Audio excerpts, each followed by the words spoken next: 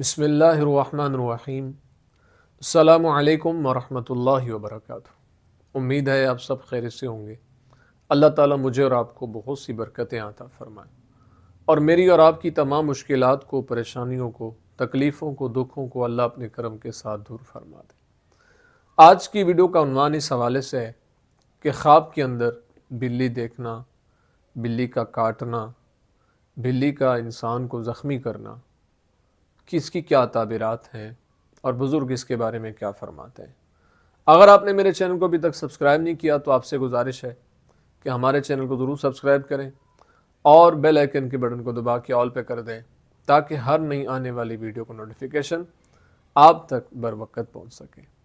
سب سے پہلی بات یہ ہے کہ اگر انسان خواب کے اندر یہ دیکھتا ہے کہ بلی کے ساتھ جنگ کرتا ہے اور بلی نے اس کو خراش لگائی ہے اپنے ناخنوں کے ساتھ، تو یہ اس بات کی طرف اشارہ ہے کہ خواب دیکھنے والا بیمار ہوگا۔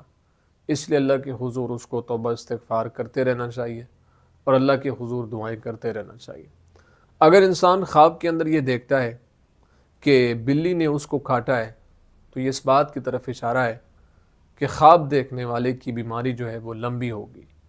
اس لیے اللہ کے حضور اس کو دعاؤں کا سلسلہ جاری و ساری رکھنا چاہیے۔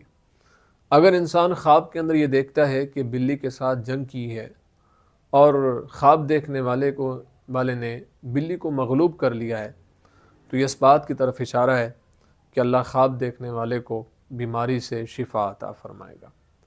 بلی کا خواب میں دیکھنا یہ اچھا خواب نہیں ہے، اس لیے اللہ کے حضور یہ خواب آنے کے بعد دعائیں کرتے رہنا چاہیے اور استغفار کی کثرت کرنی چاہیے۔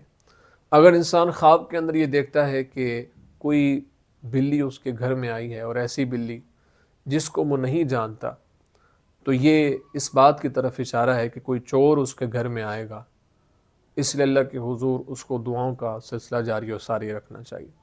اگر انسان خواب کے اندر یہ دیکھتا ہے کہ بلی گھر سے کوئی چیز لے گئی ہے یا اس نے کوئی چیز پا لی ہے یا کھا لی ہے تو یہ اس بات کی طرف اشارہ ہے کہ چور جو ہے وہ خواب دیکھنے والے کے گھر سے کوئی چیز لے جائیں گے۔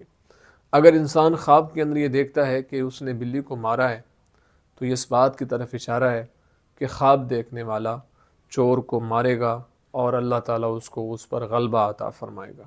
اس لیے اللہ کے حضور اس کو دعاؤں کا سلسلہ جاری و ساری رکھنا چاہیے اور اللہ کے حضور دعائیں کرتے رہنا چاہیے۔ امید ہے آپ کو ویڈیو پسند آئی ہوگی۔